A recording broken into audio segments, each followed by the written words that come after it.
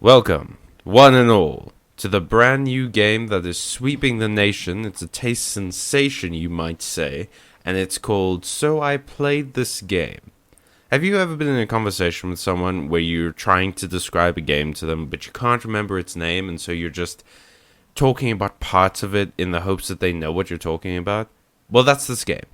We're going to be describing a game to each other around 10 minutes each, where we do it as vaguely as we possibly can, and the other person has to try and guess what game we're talking about. Now, we don't have to be any kind of specific, but the other person can ask us 5 questions at the end of our explanation. If they get the game, they earn 3 points.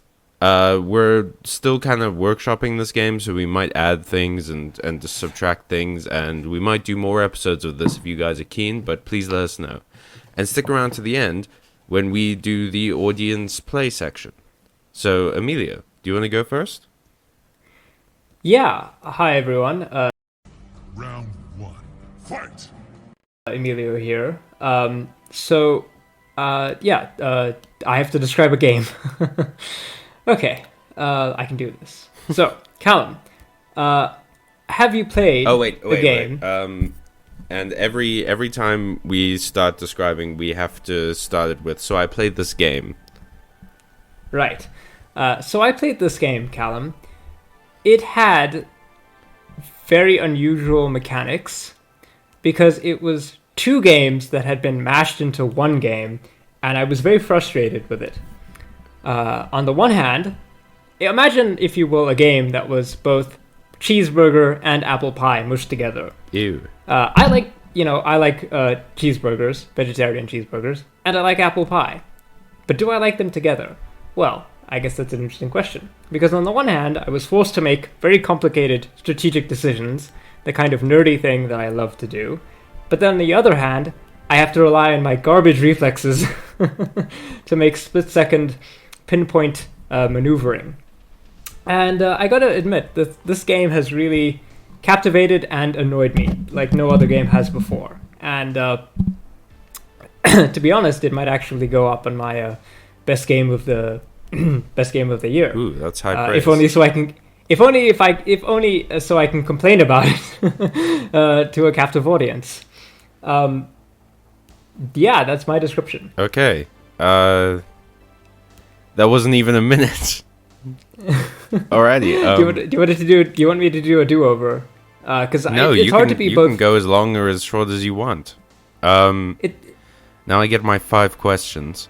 Wait. Let me add a little bit more details. Maybe you can edit this in. You can just edit it a little bit. Oh no, we can just okay? keep going.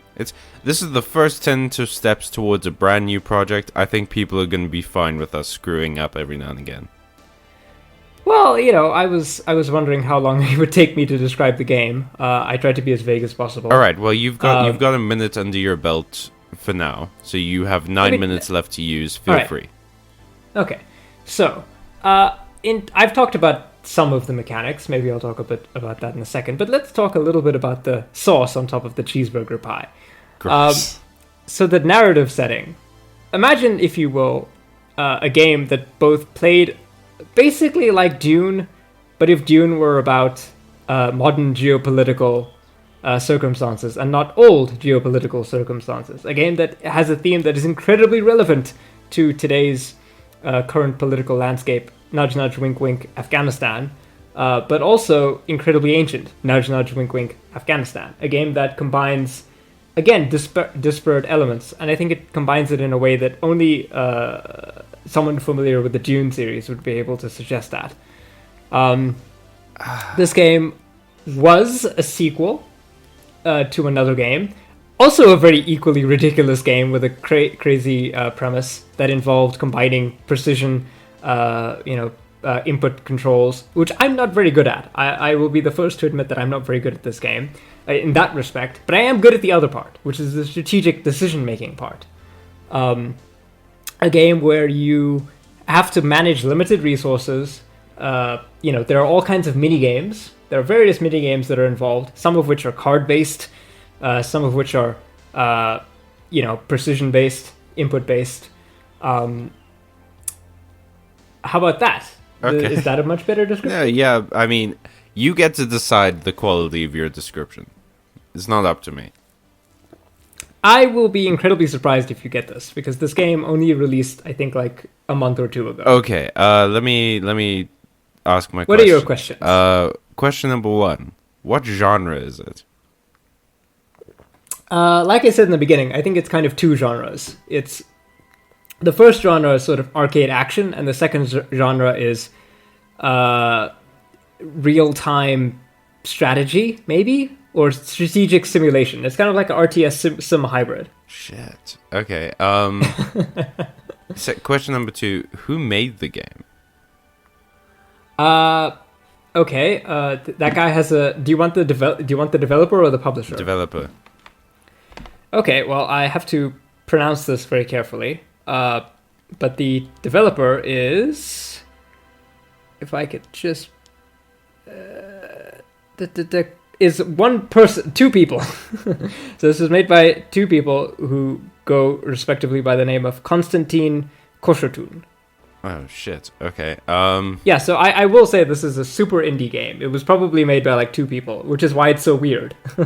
This is the kind of game that we always talk about, Callum, where it's like, if you want to make a weird game, make the weird game, all right? If you want to make a game that no one else will play, make that game, because there are weirdos out there like you. Okay. Such as myself. Okay. Third question. How many syllables is the name? Two. 2 syllables. 2 syllables. Okay. Fourth question. Is the naming convention like a random word, or is it like a portmanteau? What's going on? It follows the structure of adjective noun. It's kind of one word, I guess, but it has 2 syllables. Although I've seen some spelling that's a little bit interchangeable. Okay. I will say this: the name is incredibly descriptive to what the game actually is. Okay. Final question.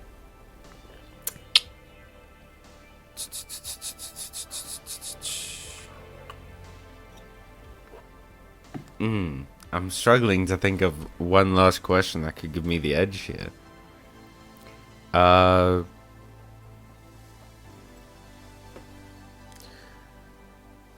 What is the game's setting? The setting. Yeah. Okay. Like it physical setting. It takes. So how do you perceive the game, or like? Jesus Christ! No, I mean like, where does it happen? Oh, it takes place in a post-apocalyptic desert. It's. So. I mean. Yeah, this is a weird game. God, there are so many. I have like all of the ideas I'm having right now of what this could be are definitely wrong, because you said this came out recently and these are all old games. You know what? I would, there is an old game-ish, because this game came out last month, but there is an oldish game that is very, very close, I think, in terms of style, aesthetics, and theme. It's not like... I think the hint, the big giveaway was that I said that it referenced Dune, which I know that you haven't read. Yeah, or I don't know anything about Dune, except worms. There are worms that attack you if you walk in rhythm. Oh, there are so many worms. Fuck, is it like Red Dune? No. Ah, shit. Okay, what's the game? This is High Fleet. Oh my god. Developed by Konstantin Koshatun, published by Microprose Software, which is the dead giveaway, because Microprose were a publisher of weird strategic strategy games back in the day. So High Fleet, in my opinion, is one of the strangest games I've played in a while, and it would... the review for this game that I've seen is like, I hate this game, but it'll be a cult classic. Because that's how I feel about this game sometimes. Because literally it is a game about a post-apocalyptic Earth where the diesel punk Russian Empire is invading the diesel punk Afghanistan. Okay. And you play as a prince who has to manage a fleet of airships. What the and engage in strategic air battles, which are both high intensity arcade combat where you pilot the ship yourself. Like it has like realistic physics, so you can tilt the ship over and crash land very easily. You've got to be very careful with how you fly these things. And also at the same time, you've got to do things like strategic radar jamming, code interceptions. You can launch missiles in the radar screen and hit something in the battle screen. That's crazy. I've never seen a game with this level of attention, and detail paid to all of its different, strategic elements and stuff like that. It's such a mishmash of ideas. Because, like, on the one hand, who wants to play a high-octane arcade shooter game, right? And on the other hand, mash that up with a strategic, deep, like, it's a strategy. It's a Venn it's diagram. And also, it has a fully integrated shipbuilding system. It has a thing called the Shipworks, where you can customize your ships like to individual components. Like if you want to build a ship that has a weird thrust weight vector, you can do that. If you want to build a ship that is just, I've seen people who built a ship that's like a set of rotating engines, so it's like a death spiral. You could do that. The game will allow you to customize your ships and build them like almost entirely. This game sounds rad as hell. It's the most bizarre, frustrating game I've played in a long time, and I absolutely love/hate it. Okay. Wow. All right. So, no points in that round, unfortunately. I would have been willing to give you points had you came close. If you had said, for example, something like maybe Homeworld, Deserts of Karak, which is a very similar kind of game, and very specific guess. I think it might be Homeworld, Deserts of Karak. I mean, that's true. But on the other hand, a flying land ship, a flying aircraft carrier is a very evocative thing that is not likely to be found in a lot of games. I mean, wrong. Viewers at home, you will probably get some footage of like the crazy aircraft carrier, not the crazy engine death spiral thing. This game is wild. If you like strategy games, I highly recommend that you play it. I also don't promise that it won't be frustrating, because I've definitely had a lot of frustration playing this game. Okay, we need to move along, I think, though. Your turn. Yeah. Round 2. Fight. So, Emilio. Yes. So I played this game. Okay. Where you are just a guy.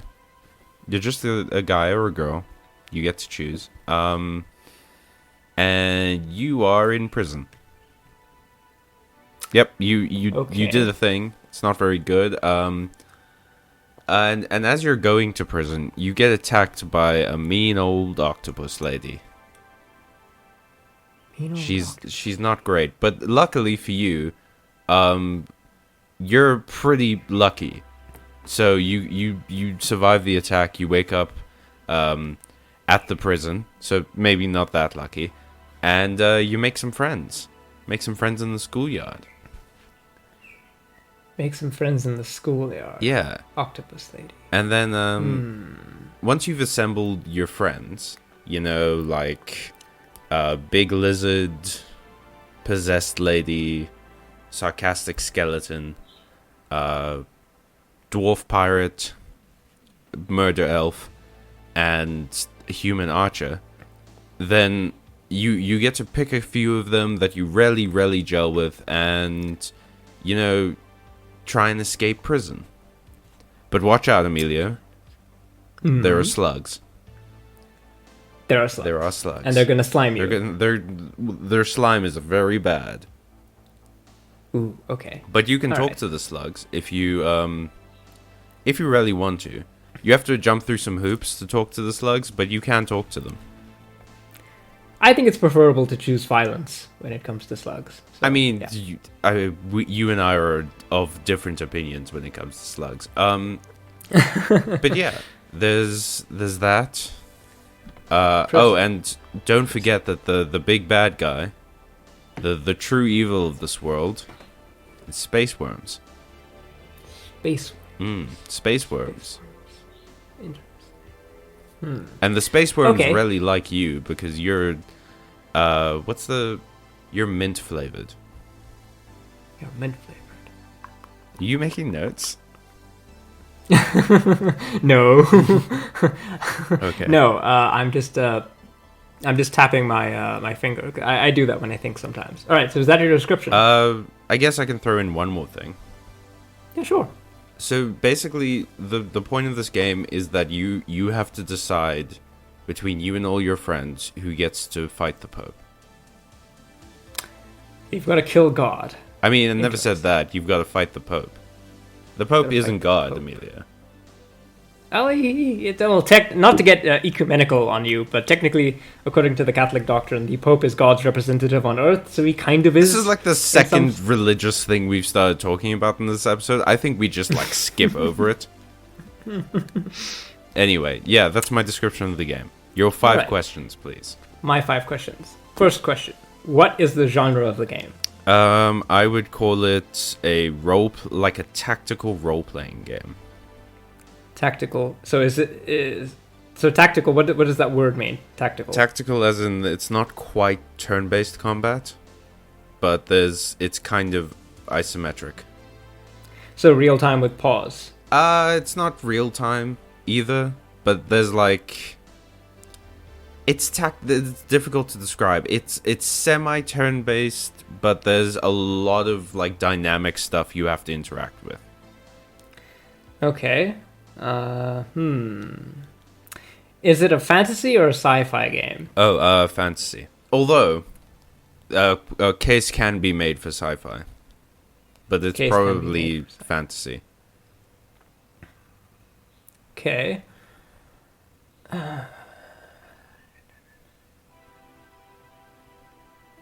And this game is a...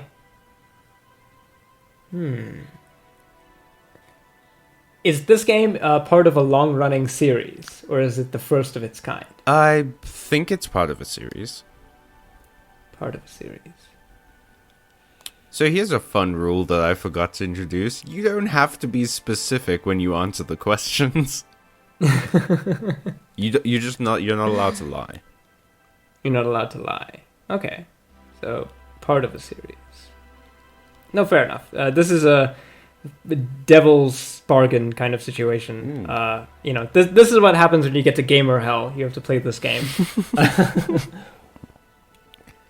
Thank you. And if you lose, you wake up in the Skyrim cart. Fucking the criticisms of my own creation that I devised for you to have a fun Sunday together.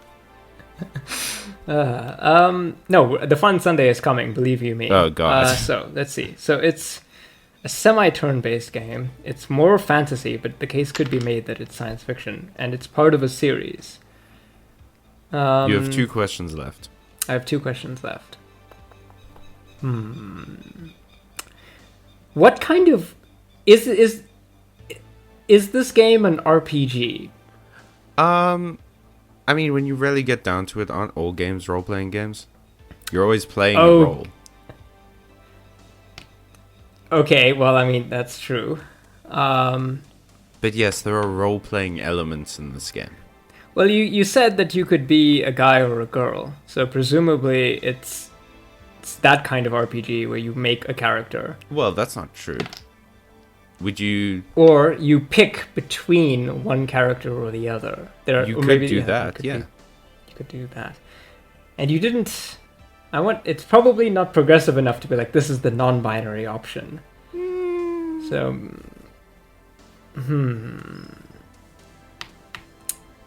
Okay, tell me, what is your favorite part about the story? About the story? Yes, because if this wouldn't be a game that you wouldn't play if you didn't like the story. So what's your favorite part about the story? Story. Oh, that's a rough one. Gotta think through it now.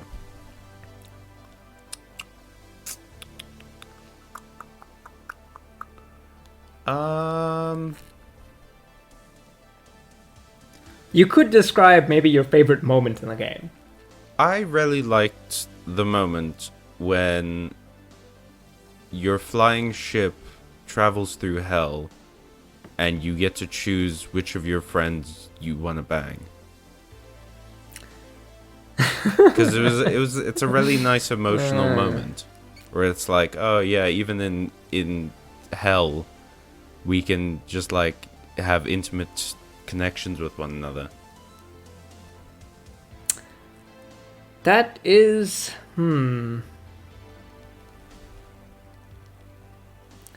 That's a curious one. I kind of have an idea. I kind of have a suggestion, a theory. Well, present your findings, Mr. Holmes. Present my findings. Well, I've gathered you here, Watson, because In this it is parlor room elementary. Of the Orient In this Express. Poirot, take a seat. I need to talk about this game for a moment. Oh man, wouldn't you imagine? That would be awesome. Okay, so here's my thinking. From what I've managed to gather, this is some kind of role-playing game. Mm-hmm. Probably the kind of role-playing game that involves building a character who has different abilities. You mentioned a variety of different types of, cost. So it's a cost-based story game as well. That lots of NPCs that you can build into a party. The use of the elves and stuff like that does make me lean more towards it being a fantasy game of some kind. But the fact that you mentioned worms also maybe leads me to think that maybe this is a more weirder or maybe a little bit more of an out there kind of game. Also, it's part of a series. It's that I think there are only a few major series. I think maybe so it could be. Okay, here's my guess. It's one of two things. Oh, no. Either... You have I to can't. pick one. Okay. Final answer Okay. style. Final answer. Is it Pillars of Eternity? No. God damn it. It's All right, what is Divinity Original Sin 2. That was my second guess! It's a game I literally haven't been able to shut up about for a week. That was my second guess. Well, would you like to hear more about it? Yeah, sure. Okay, so, Emilio, have you ever wanted to be God? Well, I play lots of strategy games, so yeah, a little bit. My gosh. That's the point of Divinity. You are God-woken, which means your God has contacted you and said that you're eligible to become the next divine, which is the next, God on Earth, basically. Okay. But you are also a sorcerer, which is why you're being sent to the prison, Fort Joy. I'm not going to spoil any, because this is a very story-heavy game. I'm not going to spoil any of the later story. But in the beginning, you get sent to Fort Joy because you're a sorcerer. Now, sorcerers are not the same as, wizards. They can use source magic, and it's spelled Sourcer. Okay. ER. Sorcerer. I can't spell. Okay. Anyway, but it's spelled like source, this is the source of this. Yeah. So, like Valve source. Yeah. Like that. So basically, the source is it's kind of like universal energy. It's the makeup of a lot of things, and it's not of this world. And because you can use it, you can generally perform acts that most people wouldn't be able to dream of. And that's source magic. And so what's really interesting about it is that for a large part of the game, most enemies can't use it. So you end up doing things like summoning a fire slug or doing this polymorph spell where you graft all the negative conditions off of your skin or something. And it's oh yeah, I am inherently more powerful than most people. And so, okay, and it's very nice, a very nice framing device, because the source magic that you use attracts these creatures called the Voidwoken, which are the worms I was talking about. Yeah. They also come in the form of bugs and demons and stuff, and they are terrifying. They're absolutely decimating the countryside, and it's because of you. So you can, from the very outset of the game, you can see that the bad guys, the church, are kind of right, because you are the cause. That you're actually the problem. Yeah, you are dangerous. That you're not only dangerous in the sense that I can call a bunch of meteors.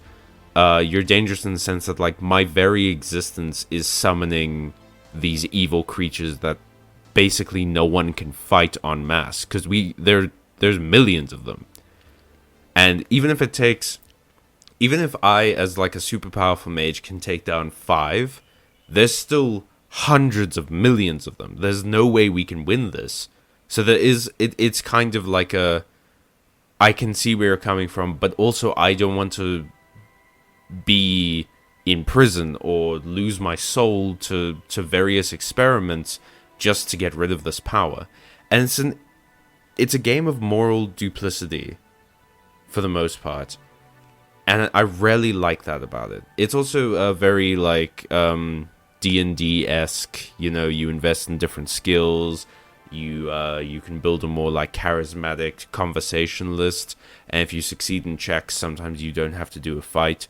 And it's really nice from a combat perspective because you can also interact with the world a bit more. There's this system called elemental tiles, where like earth magic, for instance, frequently either creates poison or oil tiles, which fire then can set a fire, like explode basically and cause fire tiles.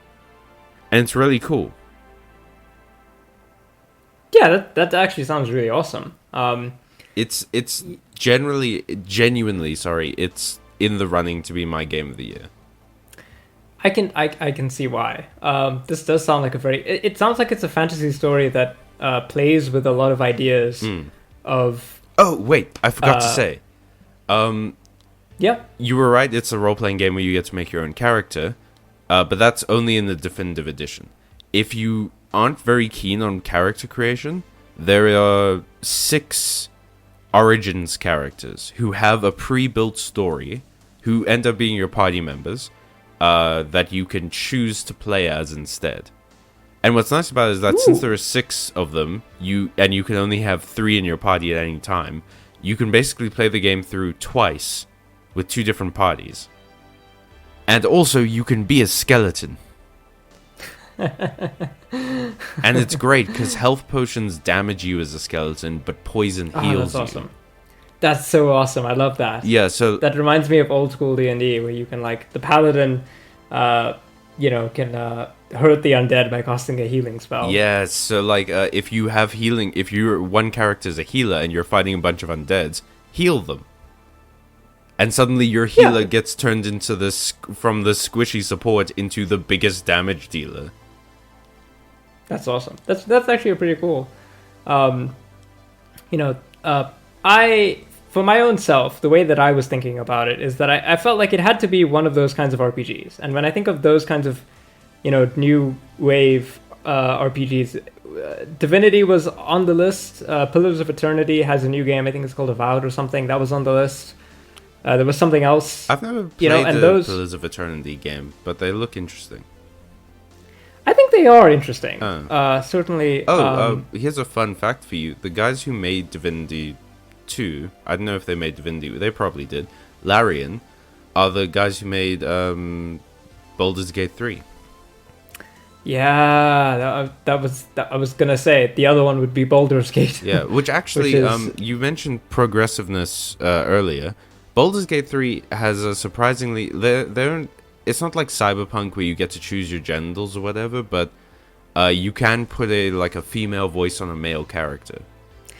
I would argue that Cyberpunk kind of was a missed opportunity. Yeah, I feel like they commercialized. It was very performative, I feel like. Yeah, it wasn't really that allyship progressive, but that's a different conversation. Yeah, that's a different video that we've actually should have mentioned in our Cyberpunk video, but anyway. Yeah. We're kind of at an impasse because I didn't get it right and you didn't get it right. But I think maybe what we should do is ask the viewers at home. Viewers, who do you think came closer in terms of their guess? Oh, you, definitely. So if that were the case, I think maybe I should get some points for getting close. You know what? I will concede you a point because it was your second guess. I wasn't even anywhere close. I think Emilio wins this one just purely on deductive skills. Yes. Yes. But here's a thing I do want to ask the viewers. Viewers, how would you like to play this at home? Because I think, Emilio, since you're the winner, why don't you describe to them a game that you played at any point in time, and they have to guess in the comments below what the game is. Unfortunately, you're not going to be able to ask us questions, but I would be keen to see how many of you get it. Okay. Sure. Any game. Any game you want. Any game that I've played. Any game that It's the actually comes right to- of being the winner. all right, sure. I wonder who's gonna get this. I'll make it a theme, at least as far as I can. So this is a game about being a really weird, an edgy young person's idea of what a cool anti-hero is. A character who doesn't really have all that much in terms of like character arcs or character developments. He's just kind of a disaffected young guy who is looking to make his way in the world. He doesn't like his dad. He doesn't like authority. He's too cool for the femme fatale. Yeah. Yeah. He is trying to be a cool thief, but ultimately he doesn't really care about money. The game has RPG elements. It is very clunky, especially by modern day standards, in terms of the kind of game that it is. But your goal is to break into places and take things. No combat really the game does have a boss fight, but there is no real combat, so to speak. Yeah, it's probably a game that is associated with a pretty well-known person, but I don't really think he talks about it nowadays. Yeah, that's the game. That's the secret game that you can try and guess at home. Okay, have fun trying to guess that one. Thank you so much for joining us at this episode of So I Played This Game, and please let us know if you like this. Have a good day. We will work on the on the format, refine it a little bit. The game will be revealed in the next episode. Oh yeah, at the start of the next episode we'll reveal the game that we chose, and so on ad infinitum. Yes. Okay, cool. Thank you, everyone. Goodbye. Have a good one, child. Don't know what that sound was. Goodbye.